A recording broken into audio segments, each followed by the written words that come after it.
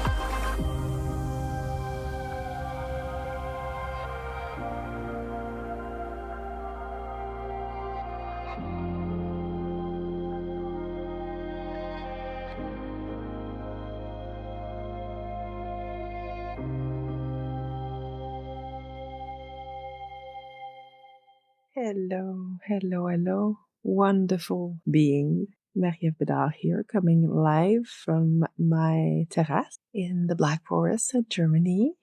Today, I wanted to talk about recovery and healing, like in a broader sense, but like just because about a year and a half ago, we found a little lump in our dog's groin area. And we went to the first vet when we moved here in Alpespa. And it was actually like a small lipoma. The vet was like, it's not concerning, and it's going to disappear on its own. We left it at that. And as time passed, we realized about like a year later that the lipoma was getting a little bit bigger, but it wasn't impeding her walking.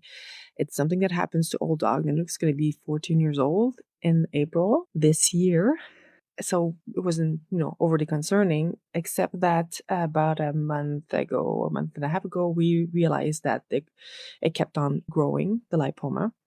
And it was, now I could actually feel it when I was touching in the groin area. I could already feel that it was big, like size of a big orange or a, decent grapefruit. So the current vet that we have suggested, he said, well, it's actually really big and it has to come out.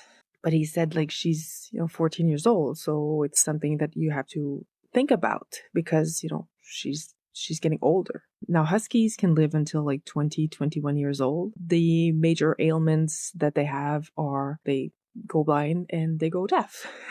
Other than that, they can actually go. And she is 14 years old and she really has a lot of energy still. So right away, I said, like, well, yes, we're doing the surgery. And the vet was really happy because I think that even here, people don't necessarily go on big surgeries for their aging dogs. But for us, it was not even like a question of whether or not we were doing it.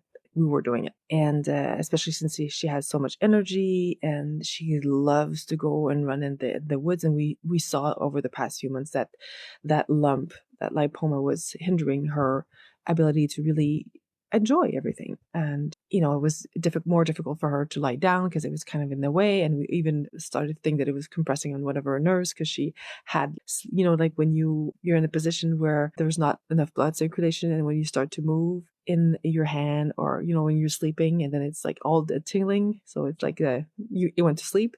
So she had that more often. So we decided that we were going to undergo the surgery.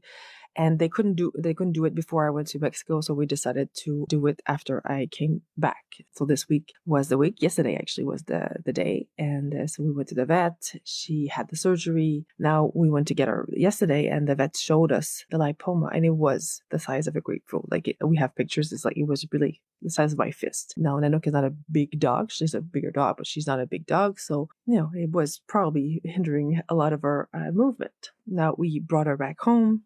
And we just watched her being restless. We were trying to, make her as comfortable as possible. The vet technician really, really wanted us to keep the cone, that cone that they have on her, but it caused us so much distress that we switched to a donut. We have a donut, and it's actually a slice of, it looks like a slice of orange.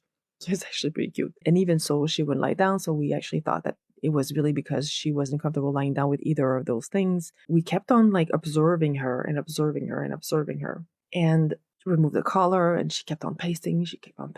And then at some point I said, well, because the vet didn't give us any painkiller to calm her down. So we do have something here. So I gave her one, and it sort of calmed her down, but not really. And then at some point I decided, because we have a very low bed in our guest bedroom, and I decided I was going to lie there and see if she wanted to come on the bed with me or not, or if she wanted to, lie down there. And I was observing her, and I could see that she wanted us to be with her, but she wanted her to be independent.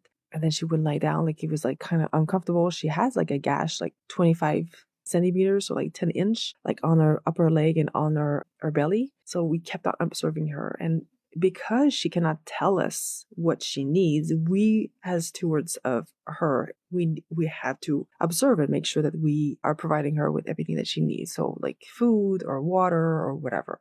And then at some point, a little past midnight, my husband said, just go sleep, because I'm still on jet lag, and I'm having a really hard jet lag. It's really odd. It's the first time it's happening to me.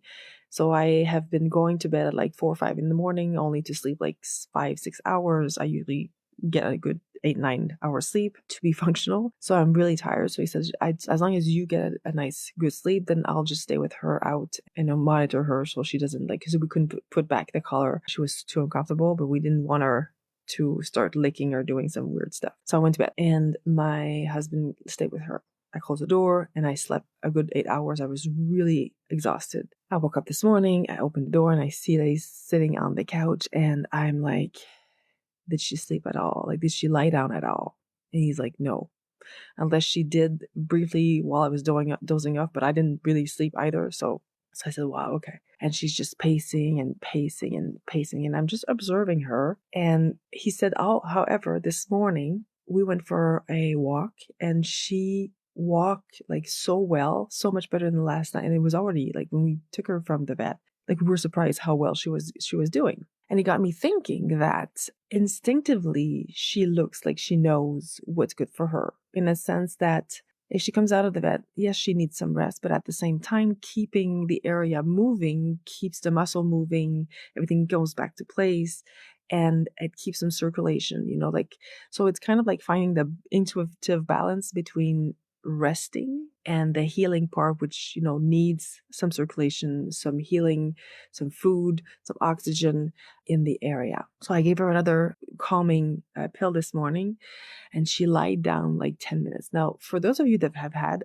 huskies, you know how they recharge very quickly, especially when they're puppies. But Arthur, they're like machines, and that's why we have, again, as stewards of their lives, to make sure that they're really taken care of, and that we're really setting boundaries for them to not exhaust themselves. So I kept on watching her. She had breakfast, and then she wanted to go on the balcony. Huskies are outside dogs, through and through. And she wanted to go outside, and I lay down a little carpet outside, and I could see that she wanted to lie down, but she wasn't getting there. She wasn't doing anything. And she kept on looking if I was looking at her through the window. And then I said to my husband, I have a feeling she wants to be outside, but she doesn't want to be outside alone. So I said, just go sleep a little bit, and I'll watch her. It's a beautiful, beautiful day here, and it's already warm. It must be 12 degrees, 13 degrees. So I was observing her, and I decided to just take my stuff and come sit outside because, the fresh air also is good for me. I took out one of her a thicker bed, but not too thick. outside. And then I just sat here and I let her do her thing. And within 2-3 minutes, she found a place on our bed to lie down. As I sat here, I remembered how much they can't tell us what they need. And so we have to observe. As human, we can communicate what we need, but we're really bad at it. And it really brought me back to when, a few months before my mom passed away, like it was actually like getting like bad, her condition. And I could stand still. I was restless and I was working a lot, but I was also like moving a lot. I had to I had so much energy, so much grieving, so much stuff that I was building up that I had to move and I had to go through all of that. But I was restless. And when she passed away, I still had that. The grieving process was bringing a lot of things and I had so much healing to do because when you're accompanying somebody in the last months of their lives, and you're witnessing, especially when it's somebody that is so close to you that you love so much, when you're witnessing so much suffering, when you're supporting them, you're really there and you're really like pulling all your resources together to help them. And sometimes there's things that imprint in your body and you need to release it. And when she passed away, the grieving process was really that, but it was also finding places where I could feel held and supported in the way that I needed it. Now, a lot of the times when people are going through things and there are, they need our support, but like we first sometimes provide support the way that we would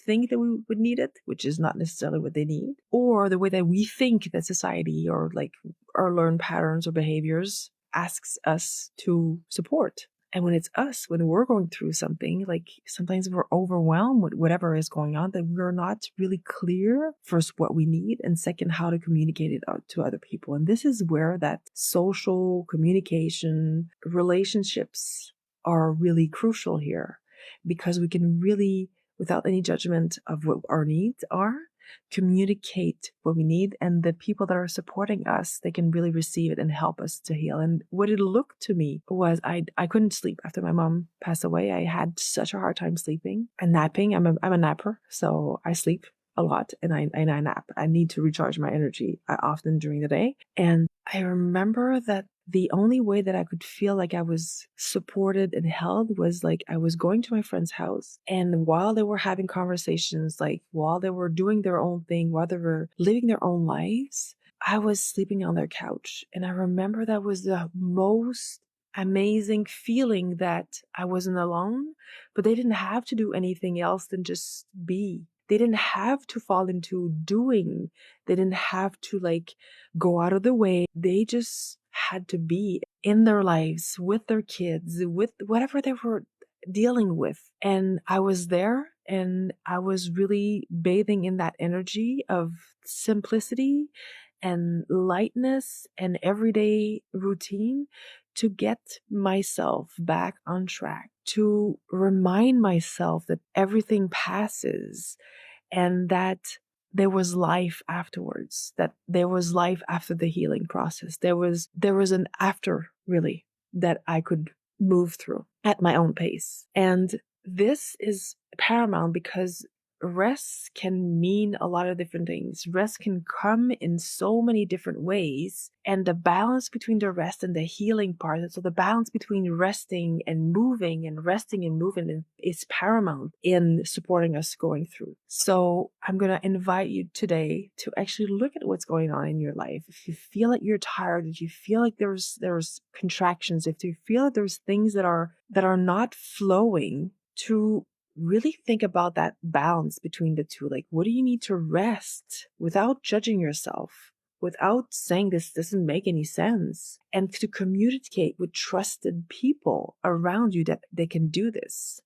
And if you are a witness of somebody in your life that is going through something, I'm going to invite you to do the same thing. I'm going to invite you to support them without judgment in how they're coming and how they're presenting themselves, and just hold them and welcome whatever is going on in their lives.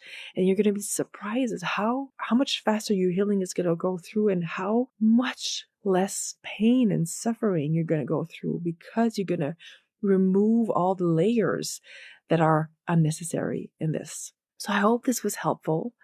And I would love your feedback on this. And I would love to know how this is showing up in your life, how you have probably or maybe noticed how it actually showed up in your life and how you've been playing this with this. Or if you have been doing this intuitively, how this conversation might provide you with words and vocabulary and understandings that is going to help you to really dig deep and play with that. Let me know. I love you. I see you and I feel you. Take great care. Thank you for being part of today's ReEnvision episode. As the seasons of life shift, I invite you to always connect with the truth that you hold the power to navigate your own path with courage and wisdom. Embracing change with an open heart is central, for within lies the potential for remarkable growth and evolution. If you know someone who would benefit from this conversation, I'd be honored, truly honored, if you shared it with them and spread the love. If this podcast has resonated with you, please subscribe on your favorite platform, leave a heartfelt review, and share it in your network. You can stay connected with me on social media at ME Lifestyle Design, where I continue to share insights and inspiration. Until our next encounter, remember to re-envision your life with love, alignment, and purpose. Keep cultivating your curiosity, finding joy, magic, and freedom as often as you can. Now, today, and tomorrow. I love you. I see you. I feel you.